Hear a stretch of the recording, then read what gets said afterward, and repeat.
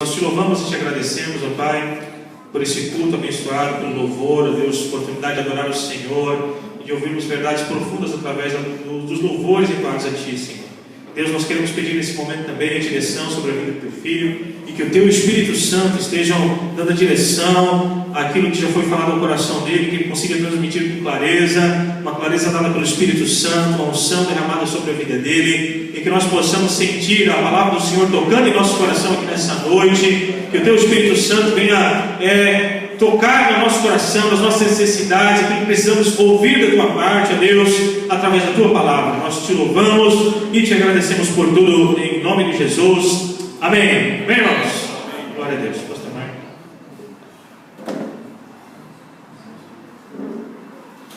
Glória a Deus. Cumprimento os irmãos com a paz do Senhor. Amém. Antes de mais nada, queria agradecer ao irmão, pastor Wellington, que me convidou para estar aqui falando de algo tão importante, tão valioso e tão atual para os nossos dias. Realmente esse ano foi uma das amizades maravilhosas que Deus me deu. Tem sido mais do que um amigo, o pastor Wellington, sido um pastor, um pai para mim. Os devocionais que ele manda para a igreja eu também recebo. E quando ele deixa de mandar, eu já cobrei logo em seguida. Onde é que ele está, por que ele sumiu, cadê os devocionais? Porque realmente tem me alimentado, tem me abençoado muito. Eu agradeço a Deus por estar aqui hoje, compartilhando a palavra do Senhor com os irmãos. A igreja sempre tem me acolhido muito bem quando eu venho aqui na quinta-feira, é sempre uma bênção, e para mim é sempre uma alegria falar daquilo tão valioso que é a palavra do Senhor. Amém? Quero convidar os irmãos a abrir a Bíblia comigo, o livro de Romanos, capítulo 5. Aleluia.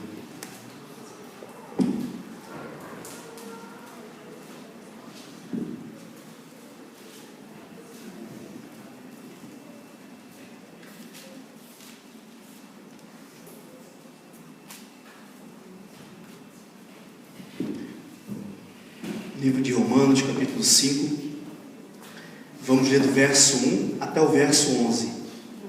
Aleluia. Glória a Deus. Amém, Jesus. Amém? Todos acharam? Romanos, capítulo 5, vamos ler do verso 1 até o verso 11. Diz assim a palavra do Senhor: Justificados, pois, mediante a fé, temos paz com Deus por meio do nosso Senhor Jesus Cristo, por intermédio de quem obtivemos igualmente acesso pela fé a esta graça na qual estamos firmes e gloriamo-nos na esperança da glória de Deus. E não somente isto, mas também nos gloriamos nas próprias tribulações, sabendo que a tribulação produz perseverança, e a perseverança experiência, e a experiência esperança. Ora, a esperança não confunde, porque o amor de Deus é derramado em nosso coração pelo Espírito Santo que nos foi outorgado. Porque Cristo, quando nós ainda éramos fracos, morreu a seu tempo pelos ímpios. Dificilmente alguém morrerá por um justo, pois poderá ser que pelo bom alguém se anime a morrer. Mas Deus prova o seu próprio amor para conosco, pelo fato de ter Cristo morrido por nós, sendo nós ainda pecadores. Logo, muito mais agora, sendo justificados pelo seu sangue, seremos por ele salvos da ira. Porque se nós, quando inimigos, fomos reconciliados com Deus mediante a morte do seu Filho, muito mais, estando já reconciliados, seremos salvos pela sua vida. E não apenas isto, mas também nos gloriamos em Deus, por nosso Senhor Jesus Cristo, por intermédio de quem recebemos agora a reconciliação. Amém? Amém. Glória a Deus. Irmãos, deixe sua Bíblia aberta nesse texto.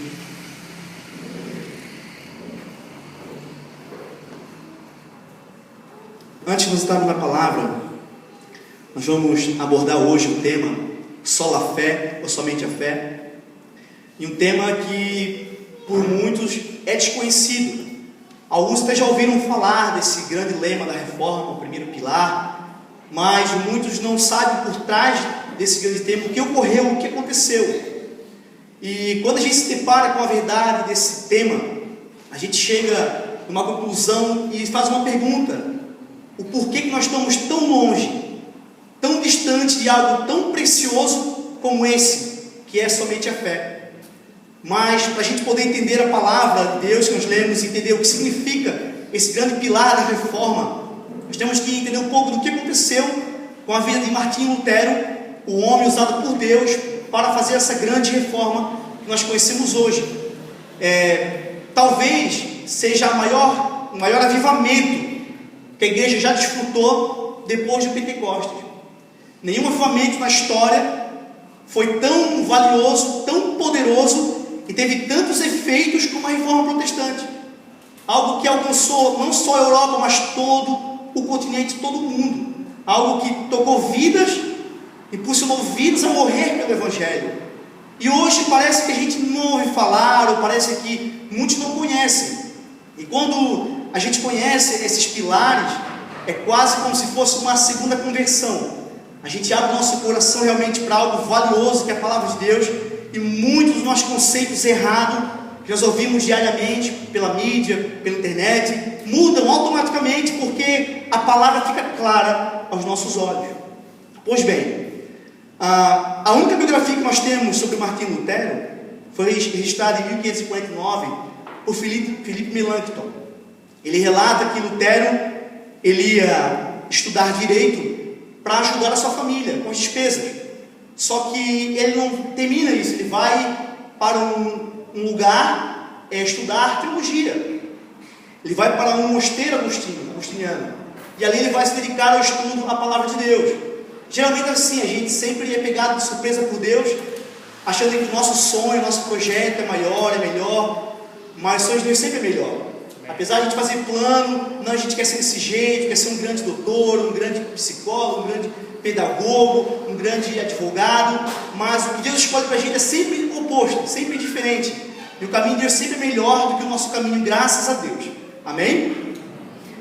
O Philippe Melanchthon ele fala que Martinho Lutero, ao entrar ali nesse lugar, nesse mosteiro, ele diz que ele somente se aplicou com máxima diligência aos estudos eclesiásticos, como também com grande rigor na disciplina, exercitou o governo de si mesmo e ultrapassava em muito todos os demais colegas na ampla gama de leitura e disputas, com zelosa observação, jejum e oração. Então ele começa agora a se aplicar ainda mais naquilo que Deus chamou ele para poder fazer.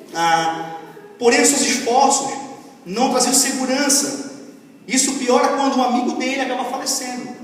Ele estudou muito a palavra, mas ele não tem uma segurança na fé, uma segurança em Deus. Ele sempre teve um problema com o chamado justificado pela fé. E para ele sempre foi complicado isso, e quando o amigo dele morre, as coisas acabam piorando ainda mais. Ele fica mais ainda confuso, e se ele já não tinha nenhuma esperança, agora a gente fica pior para ele. Para ele, a ideia do juízo se agrava com a teologia da época, porque ela dizia que o pecado comum, o pecado que nós cometemos todos os dias, ele poderia ser perdoado somente após uma confissão, e essa confissão não deveria ser em particular com Deus, mas com algum superior. Então ele fazia o tempo todo confissões, porque cada vez que ele pecava, ele tinha que correr para alguém para declarar aquilo que ele cometeu, aquilo que ele fez. E o ensino também na época dizia que esse pecado ele se agravava cada vez mais. Então cada vez mais que ele pecava, pior ficava a situação para ele. Para Lutero, só os pecados atuais confessados era perdoado. Ele passava horas confessando ao seu superior e voltava toda hora quando cometia outro pecado, causando irritação ao seu superior. Então para ele era complicado. Tudo que ele fazia, tudo que ele pensava, se um pensamento maligno viesse da mente dele, ele corria para alguém para confessar esse pecado. Ele passava horas e horas e horas importunando essa pessoa a respeito desse pecado, porque para ele o pecado tinha que ser confessado, porque a teologia da época estava isso. Aquela época exigia isso das pessoas, era o que eles entendiam, que para ser perdoado somente com alguém para interceder por ele. A gente parando para pensar um pouco, hoje em dia a gente não está muito diferente disso. Geralmente a gente vê pessoas falando, vem para cá que eu posso, eu consigo, eu faço. Hoje a gente vê muitas pessoas que se julgam intermediário entre nós e Cristo, e não há intermediário entre nós e Cristo. Não existe nenhum intermediário humano entre nós e Cristo. Pelo contrário, existe somente o Espírito Santo, ao qual está ali preparado para nos convencer do pecado, da justiça e do juízo. E não há um outro intercessor que ocupe, nenhum ser humano que ocupe esse lugar. Mas naquela época existiam vários, não alguns, mas vários. Esse amigo relata algo interessante. Ele diz assim para Lutero: olha aqui, irmão Martinho, se tu vais confessar tanto assim, por que não fazes algo digno de se confessar? mata sua mãe ou teu pai, comete adultério, mas para de vir aqui, com ninharias de falsos pecados. Então, olha que ele fala com o adultério, para com isso. Vai matar seu pai, vai matar sua mãe, comete algo maior, muito mais, porque você está vindo aqui com ninharias. Então imagina só, se o adultério estivesse caminhando, tropeçasse e falasse um palavrão, ele voltava. Se ele tivesse um pensamento obscuro, ele voltava. Ele ficava o tempo todo importunando. Não é porque ele queria ter alguém para ensinar, mas porque ele entendia que tinha que ter uma pessoa para intermediar. Tem que ter alguém para poder levar ele até Deus, e esse alguém tem que ouvir o tempo todo essas confissões. Lutero, após isso tudo, ele vai trabalhar como professor em Wittenberg em 1512, e ali ele começa a estudar Agostinho, e ensinando Salmos, Romanos e Gálatas, que Lutero chegou a uma compreensão radicalmente nova do Evangelho. Então, somente um tempo depois, que ele vai para Wittenberg, vai trabalhar, vai começar a lecionar, vai começar a cuidar das igrejas, vai começar a estudar textos importantes, ele realmente se depara com textos importantes, e ele começa a ver uma outra visão daquilo que ele conhecia, um outro tipo de evangelho qual foi apresentado para ele o tempo todo. E algumas histórias relatam uma experiência que ele teve, chamada experiência da torre, e essa experiência não se sabe ao certo quando foi, como que foi ou onde foi, existe muita divergência, mas o fato que o relato que está aqui nos chama a atenção para o impacto que Lutero teve estudando principalmente o livro de Romanos, o que ele aprendeu com Romanos. Eu quero ler com a igreja, é um texto um pouco longo, mas acho que dá tempo para a gente ler. Lutero vai dizer assim: enquanto isso, nesse mesmo ano de 1519, eu começara a interpretar novamente os Salmos. Senti confiança por ser agora mais experiente, tendo trabalhado em curso universitário com as cartas de São Paulo aos Romanos, aos Gálatas e a Epístola aos Hebreus. Havia concebido o desejo ardente de entender o que Paulo queria dizer em sua carta a Romanos, mas até então eu era impedido não pelo sangue frio do meu coração, mas por uma única palavra que se encontra no capítulo 1. A justiça de Deus é nela revelada. Eu odiava a palavra justiça de Deus, que pelo uso e costume de todos os meus professores, fui ensinado a entender filosoficamente como referência à justiça formal ou ativa, como eles a chamavam, ou seja, a justiça pela qual Deus é justo e pela qual Ele pune os pecadores e injustos. Mas eu, monge irrepreensível que era, achava que diante de Deus eu era pecador com uma consciência extremamente perturbada. Não podia ter certeza de Deus havia sido aplacado por minha satisfação. Eu não amava, pelo contrário, eu odiava o Deus justo que castiga os pecadores. Em silêncio, se eu não blasfemava, certamente resmungava com veemência e ficava irado com Deus. E dizia: não basta que sejamos miseráveis pecadores, perdidos por toda a eternidade devido ao pecado original. Seremos oprimidos por toda espécie de calamidade por meio dos 10 mandamentos, porque Deus amontoa tristeza sobre tristeza mediante o Evangelho, e com o Evangelho nos ameaça com sua justiça e sua ira. Era assim que eu me enfurecia com a consciência indômita e perturbada. Constantemente atormentava São Paulo com aquele pedaço em Romanos capítulo 1, desejando ansiosamente saber o que queria dizer com aquilo. Meditava noite e dia nessas palavras, até que finalmente, pela misericórdia de Deus, prestei atenção ao seu contexto. A justiça de Deus é nela revelada, como está escrito: o justo viverá pela fé. Comecei então a entender que nesse versículo a justiça de Deus é aquela pela qual a pessoa justa vive por dádiva de Deus, ou seja, pela fé. Comecei a entender que esse versículo quer dizer que a justiça de Deus é revelada pelo Evangelho, mas é uma justiça passiva, ou seja, pela qual o Deus misericordioso nos justifica pela fé, conforme está escrito: o justo viverá pela fé. De repente, senti ter nascido de novo e entrado no próprio paraíso por seus portais abertos. E imediatamente vi toda a Escritura por uma ótica diferente.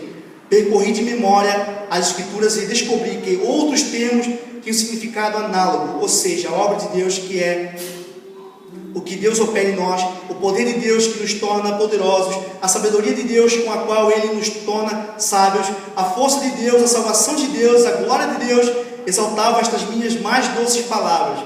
A justiça de Deus, com tanto amor quanto antes eu tinha odiado. Para mim, essa frase de Paulo era o próprio portal do paraíso. o impacto que isso faz na vida de Lutero, nós vemos até os dias de hoje. O impacto dessa descoberta na vida de Lutero é o impacto que deu o impulso, que foi o grande solavanque da reforma protestante. Uma pessoa que, ao ouvir falar da justiça de Deus, ele odiava, como ele relata, ele odiava, não suportava. E quando o amigo dele morre, aí fica pior ainda a situação. Ele blasfemava, ele resmungava sobre aquilo, porque ele não tinha o entendimento correto do que era a justiça de Deus. Por quê? Na cabeça dele, na cabeça da teologia da época, do que eles ensinavam, o homem só era justificado pelas suas próprias obras, pelo seu ato, pelo aquilo que ele pode fazer. Então, quanto mais obra ele faz, quanto mais oferta ele dava, quanto mais ele se prostrava diante das pessoas, quanto mais ele fazia, mais ele era justificado. E isso para eles é um processo gradual, um processo progressivo. Então, quanto mais ele fazia, mais justificado ele era. Só que ele entendia que era impossível o ser humano satisfazer Deus, porque ao menos que ele fosse santo, tudo que ele fazia, continua fazendo com o pecado na sua vida, que ele não pode ser tirado, que ele não pode ser perdoado por um homem comum. E quando ele entende isso, tudo acontece diferente para ele, as coisas são diferentes para ele, ele começa a ter um novo entendimento do que é a justiça de Deus. Após essa experiência gloriosa, Lutero fala de Deus aceitar a justiça de Cristo como a nossa justiça. Somos declarados justos não com base em um processo futuro e gradual de cura, mas com base na obra concluída de Cristo. A justificação não é um processo de cura, mas uma declaração que temos uma posição justa e positiva diante de Deus. Lutero entendeu que ser justificado mediante a fé não é algo que eu faço, não é algo que eu vou fazer, não é algo que eu posso fazer, mas é algo que Cristo fez pelas pessoas, é pelo sacrifício que Ele fez. E por causa disso, Deus, que é todo justo, todo soberano, Ele não faz uma pequena afirmação, Ele declara que nós somos justos diante dEle, mas não por nossa própria obra, não pelo nosso próprio esforço, mas porque Cristo fez isso em nosso lugar. Amém. E se isso não nos humilha, se isso não nos bota de joelho perto do Senhor, nós não estamos entendendo direito o que significa justificado pela fé. O só a fé por trás tem esse grande ensinamento: justificado pela fé. No período de Lutero, com frequência era visto a fé como uma virtude no sentido de lealdade e fidelidade. Então, para eles, a fé naquele momento era o quê? Uma pessoa que era virtuosa, que ela era apenas uma pessoa que tinha fidelidade à igreja. Esse era um grande fiel, esse era uma grande pessoa, pessoa que tinha uma grandiosa fé. Mas para Lutero, a fé é simplesmente se apropriar de Cristo e receber o que Cristo fez. Dessa forma, somos declarados justos pela fé somente. Não podemos dar início ao processo, não temos esse poder e somos escravizados. Nada temos com que contribuir para a salvação. Assim, a justificação somente pode ser pela fé. A fé, no sentido mais básico, é confiança, dependência total, não no ser humano, mas do próprio Cristo. Pessoa que diz: eu tenho fé, mas confia no seu braço, confia nas suas pernas, confia no seu intelecto, não é a fé bíblica. A fé bíblica é inteiramente dependente do próprio Cristo. Sabe o que é isso? É eu não acordar de manhã sem Cristo estar à frente, é eu não fazer nada sem consultar ao Senhor, é eu não falar nada sem primeiro meditar na palavra do Senhor. Isso é ser e ter fé. Um resumo bem rápido da teologia ou do ensino da Igreja Católica, bem rápido mesmo. Para a Igreja Católica, o ato da cura era só no presente. Então, para a Igreja Católica, eu só podia ser perdoado hoje, no presente, no agora, e amanhã novamente. Então, você tem que recorrer todos os dias até um clérigo, até um superior, para confessar os seus pecados. E não é uma confissão normal, é uma confissão com ação de graças, dando algo, oferecendo algo, dando algo para a própria igreja. Aí eles tinham a imagem disso de um hospital, alguém que ficava enfermo e corria o tempo todo para o hospital, voltava, ia para o hospital e voltava. Eles também ensinavam que começa pela fé e continua pelos sacramentos e boas obras. Ou seja, você é justificado pela fé, mas ela continua todos os dias. Como é que se faz? Como é que é esse processo? Pela Santa Ceia, pelos batismos e pelas suas ofertas, pela sua obra, pelo seu braço. E o último ponto um futuro incerto, porque você não sabe se você pecar, quando você sai da igreja, você vai para o inferno, você não tinha certeza de salvação, você não tinha esperança. Então imagina isso na cabeça de Lutero, sem certeza, sem esperança, sem nada, mas quando ele vê que não foi por ele, não é por ninguém, mas é pelo Cristo que nós somos salvos, ele entendeu que é pela fé somente, nada mais, que não é pela obra, não é por nada, o primeiro passo é pela fé. Naquela época, havia muitos abusos da igreja católica com referência a pagamentos de oferta, pagamentos de indulgências, e com o final ali dessa idade média, se agravou um pouco mais.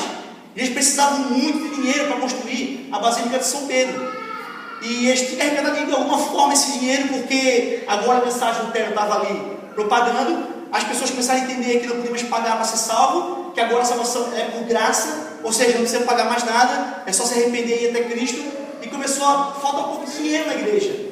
O interessante é que eles arrumam algumas artimanhas para poder arrecadar dinheiro do povo. E aqui, as coincidências aqui não são mera coincidência, a gente vai ver que algumas coisas acontecem parecido com hoje. É um pouco engraçado o que eu vou falar aqui, mas é história e é verdade. Olha só o que acontecia. Para arrecadar mais dinheiro, ele chamava o povo e lhe oferecia um meio para poder ter seus pecados pagos. Ele oferecia algumas coisas, alguns agrados ao povo, para o povo vir até ele, até a igreja, e ser perdoado. Eles tinham naquele momento 5 tíbias do jumento que Jesus entrou em Jerusalém em lugares diferentes. Então imagina, vocês tinham 5 igrejas, cada igreja com uma tíbia do jumento que Jesus entrou em Jerusalém, para o povo vir até lá para poder, não, aqui tem pedaços, tem história, aqui que eu vou ficar. E fica pior, eles tinham centenas de lascas e pregos da cruz, 12 cabeças de João Batista em igrejas diferentes. Eles tinham lá uma caixinha com 12 cabeças, 12 crânios, dizendo que era de João Batista, para chamar pessoas para quebrar, arrecadar esse dinheiro. Eles tinham também um ovo da pomba que simbolizava o Espírito Santo que desceu sobre Jesus no seu batismo. Olha só o tamanho do disparate que aconteceu naquela época. É complicado. Eles tinham também, não menos que isso, inúmeras penas do Espírito Santo. Eles tinham uma coisa interessante também. Eles faziam o quê? Venda de dispensa para deixar de cumprir ordem da própria igreja. A igreja botava uma ordem, uma doutrina. Ah, mas eu não quero cumprir. Você paga, você não cumpre. Simples. Paga aqui, tranquilo. Mas é arrepiante o que eles faziam. Porque olha só, dispensa para casamento de primos de primeiro grau. Quer casar primo com primo de primeiro grau? Paga e casa. Não tem problema nenhum. É tranquilo, você paga e pode fazer. Então, se eu boto uma regra, você pode fugir dela. Como? Pagando, ofertando, dando alguma coisa para nós. E o último, para não ficar tão simples, para ficar um pouquinho mais, a dispensa para o casamento entre tio e sobrinha também podia ser um pouco mais caro. Então, se você quisesse casar com sobrinha, você pagava um pouco mais e casava. Então você vê o tamanho das coisas. A gente pensa assim hoje, ligando televisão, será que a gente não vê algumas coisas parecidas do que essa? Será que a gente não vê alguma coisa assim que nos lembra, né, com uma outra forma, de um outro jeito, oferecendo uma outra coisa para as pessoas? A gente consegue encontrar aqui, e a impressão que dá é que realmente a história se repete. Sempre de um jeito diferente, mas ela se repete. E nós, quando ficarmos preparados na palavra, nós vamos ser conduzidos a essas falhas, a esses pecados tão horríveis, que ofendem tanto o sacrifício de Cristo, quanto ofendia naquela época. A justificação para Lutero, a gente está andando e ir para a palavra, ela era um ato forense mediante ao qual o crente é declarado justo. Para Lutero, era Deus aceitando o sacrifício de Cristo, de um jeito bem simples, e porque Cristo sacrificou, ele foi perfeito, como perfeito, por causa de Cristo, ele nos declara justos diante dele. Então não fomos nós, foi Cristo, sempre Cristo. Segundo, por causa da justificação, é a justiça alheia de Cristo, então não é por nós, é por Cristo. É por Cristo que essas coisas acontecem. A justificação se dá somente pela fé. Então eu sou justificado por obra, mas é por fé. E a fé, ela não é a causa principal. A fé é apenas o instrumento, é apenas algo que funciona, que nós temos a confiança plena em Deus, que isso realmente aconteceu, que isso realmente morreu e que nós fomos salvos. Por isso nós temos a fé. É para isso, para nos conduzir a essa verdade. Como a justificação é um ato de Deus e se baseia na obra completa de Cristo, estamos seguros. tranquilo, com paz no coração, sabendo que o ser humano não pode fazer nada, o ser humano não consegue fazer nada, que ele pode fazer jejum mais absurdo, não que ele não deva jejuar, ele pode sim ir num monte, ficar semanas lendo a palavra de Deus, mas se esse princípio for para ser justificado, ele não consegue, porque o pagamento que ele fez foi Cristo em nosso lugar, e não nós. Não foi nós que fomos para a cruz, não foi nós que pagamos o preço, pelo contrário, nós não tínhamos nem capacidade para fazer isso, mas Cristo fez em nosso lugar. Amados, com toda essa ideia que a gente viu aqui, todo esse pano de fundo que a gente entendeu aqui, a Igreja Católica ela teve uma resposta contra isso, e ela criou o Concílio de Trento. Nesse concílio eles fazem algumas regras, algumas leis em resposta contrária a nós e ao próprio Lutero. E eles colocam 33 anátemas, 33 maldição para quem acreditasse no que Lutero estava falando. Eu vou ler apenas duas aqui para a gente poder entender o que eles falavam, os seus fiéis, para não ouvir o que Lutero falava. Eles dizem o seguinte: se alguém disser que pela fé somente os ímpios são justificados, de modo tal que nada mais se queira para cooperar com o recebimento da graça, da justificação, e que não é necessário que um homem esteja preparado e disposto pelo mover de sua própria vontade, que seja anátema, que seja maldição. Se alguém falar que você não precisa fazer nada, se alguém pregar como eu estou fazendo hoje aqui, dizer que você não precisa fazer nada, que você não precisa de obras no seu braço, que você não precisa de dinheiro, que é Cristo que fez, naquela época, para eles, é maldição. Então isso assustava o povo. Um outro ponto: se alguém disser que um homem nascido de novo é justificado, está ligado pela fé a crer que certamente ele faz parte do número do predestinado, e que ele possui um dom da perseverança até o fim, a não ser que tenha aprendido isso por revelação especial, que seja anátema. Sabe o que está falando? Se você confia em Cristo somente, se você acha que você somente foi salvo porque Cristo te salvou, é maldição. Você precisa contribuir para que isso seja possível. Amados, foram 33 maldições, só citamos duas aqui, que botavam realmente um terror na cabeça das pessoas. E o concílio faz isso por quê? Porque a doutrina da justificação, ela nos coloca fora do controle de homens. Quando você entende que significa justificação somente pela fé, um homem não pode te manipular, um pastor não pode te enrolar, uma igreja não pode te induzir, nenhuma televisão pode levar você para um caminho contrário, porque você sabe que é somente por Cristo que você é salvo. E isso para eles é horrível, por quê? Porque eles queriam que você ficasse preso o tempo todo com aquilo, e não tivesse vontade de crescer na graça e no conhecimento de Cristo, porque sempre tem alguém melhor do que você. Amado, Agostinho de Hipona, ao qual o próprio texto se refere, ele vai trazer um ensinamento sobre isso, mas Lutero não havia conhecido. Lutero vê que a justificação pela fé era corretamente interpretada por Agostinho de Hipona, e que a fonte não vinha do próprio Agostinho, mas da própria Escritura. Ele começa a encontrar em Agostinho a verdade da justificação pela fé. Ele começa a perceber que não foi somente Agostinho que falou isso, mas a própria Bíblia falava o tempo todo sobre isso. Ele começou a entender a importância da palavra de Deus.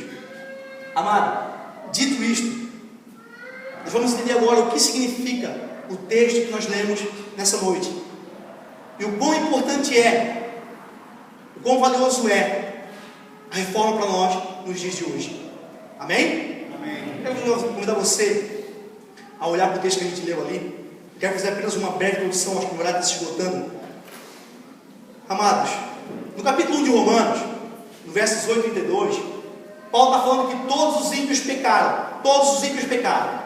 No capítulo 2, ele aborda que os judeus também pecaram. Todos pecaram. No 3, 9 a 18, ele fala que todos, sem exceção, tanto o ímpio como o judeu, todos pecaram, estão destituídos da glória de Deus. E que é necessária a justificação. É necessário que alguém fale para eles que eles são nascidos de novo, que paga o preço por eles, para eles poderem alcançar a Cristo.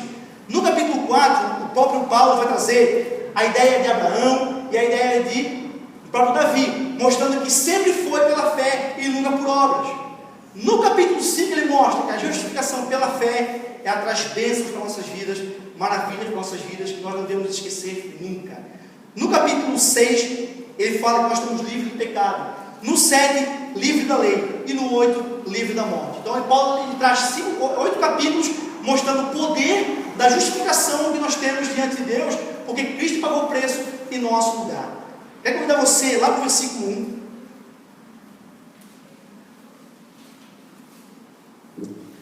Romanos 5, versículo 1. Justificado, pois, mediante a fé, temos paz com Deus, por meio do nosso Senhor Jesus Cristo. Amados, quando se trata aqui de paz com Deus, não é qualquer tipo de paz. Paz é um relacionamento íntimo com o próprio Criador. É você acordar pela manhã, tudo sendo tribulado, tudo sendo caído por terra, você passando por piores dificuldades da sua vida, mas você tem paz com Deus. A justificação traz isso para a gente. É você entender que Cristo, o próprio Cristo que pagou o preço para a sua vida, está sempre te ajudando e te fortalecendo. Isso traz paz com Deus. Não é qualquer tipo de paz. É um relacionamento íntimo com o próprio Criador. É aquele que sabe que pode estar tudo caindo pela cabeça dele, tudo de ruim acontecendo, mas ele tem paz com o próprio Deus. Ele entende que não importa onde ele esteja, a situação que esteja passando, se ele dobrar o seu joelho e se ele clamar, ele não precisa de intermediários. O próprio Cristo está ali para abençoar e para ouvir oração e para dar livramento para aqueles que buscam a Ele. Amém? Amado, Cristo é a nossa ponte entre a nossa vida e Deus. Se o pecado trazia uma separação, trazia um abismo entre nós e Deus, Cristo, somente Cristo, pela fé, nos dá uma ponte, nossa vida, até o próprio Deus. Nós temos essa liberdade. Nós temos um Deus que se fez homem, morreu em nosso lugar, para que nós tivéssemos essa liberdade novamente de falar com o próprio Deus. Versículo 2. Versículo 2.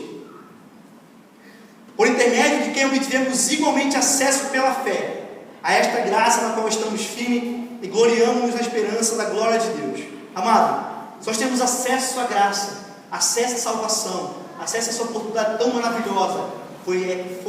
É e sempre será pela fé em Cristo Jesus. Sempre e nunca vai mudar. Amém?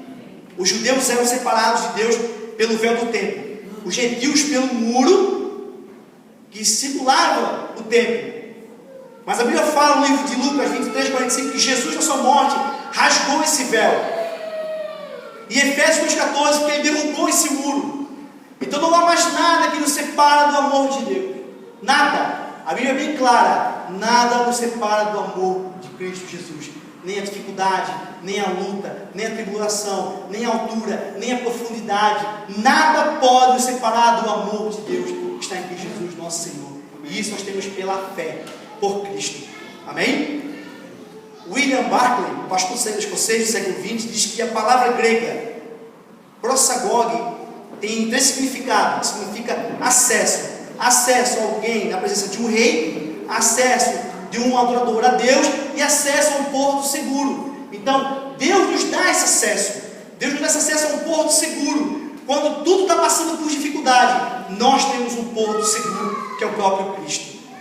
Amém? Vamos lá para o versículo 5.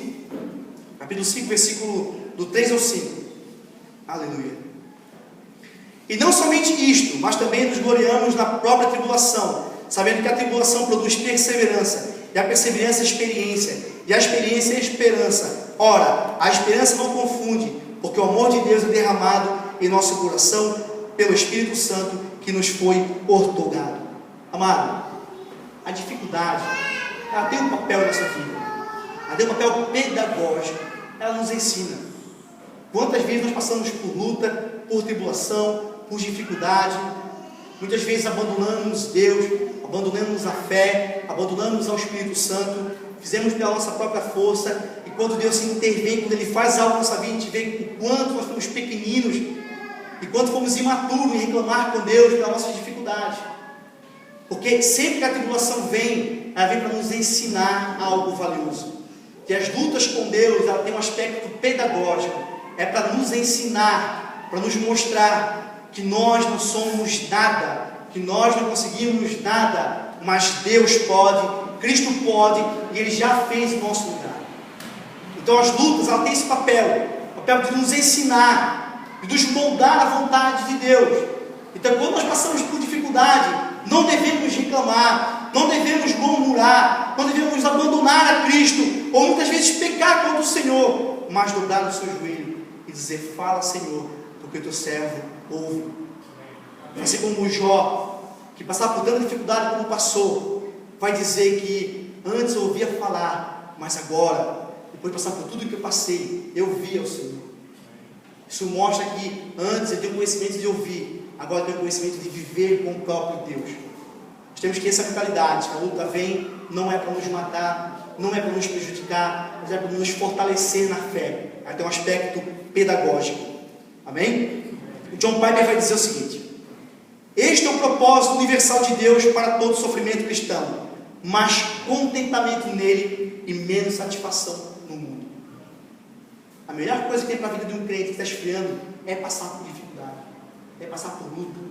Porque ele começa a ver que todo esforço mundano, todos os aspectos mundando, nada pode, nada consegue e nada faz na vida dele. Ele começa a ver que isso não funciona, que ele tem que ter contentamento no Cristo, no Espírito Santo, no próprio Deus. Amém? Romanos 5.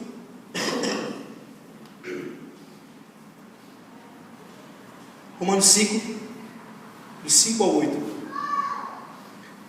Ora, a esperança não confunde, porque o amor de Deus é derramado em nosso coração pelo Espírito Santo que nos foi outorgado. Porque Cristo, quando nós ainda éramos fracos, morreu ao seu tempo pelos ímpios. Dificilmente alguém morreria por um justo, pois poderá ser que pelo bom alguém se anime a morrer. Mas Deus provou o seu próprio amor para conosco, pelo fato de ter Cristo morrido por nós, sendo nós ainda pecadores. O ponto aqui, esse texto mais importante que eu quero deixar para a gente, é que nós até podemos em algum momento dar nossa vida pelo nosso filho, porque a gente ama. Talvez passe por uma dificuldade, imagine só, claro que eu desejo que isso nunca aconteça, mas imagina que meu filho precisa de um transplante de um órgão. Eu tenho amor, eu vou lá e faço aquilo por ele. Mas a pergunta é: você faria isso pelo seu inimigo? Você daria a sua vida por alguém que só causa o mal, só causa perturbação, só faz pecado? Pois bem, nós não fazemos isso, mas Cristo fez isso. E Cristo não fez isso depois, Ele fez quando nós ainda éramos pecadores, quando nós ainda éramos ímpios, quando ainda estávamos perdidos. Cristo fez isso por nós. Amado, um mendigo não tem mérito nenhum em receber um presente de alguém que dá a ele um alimento, um pão, uma água. O mérito não está no mendigo, está em quem deu a ele e a mão que lhe ofereceu. Isso me ensina que não há mérito nenhum na minha vida ser salvo, mas o mérito está na mão de Cristo, que estendeu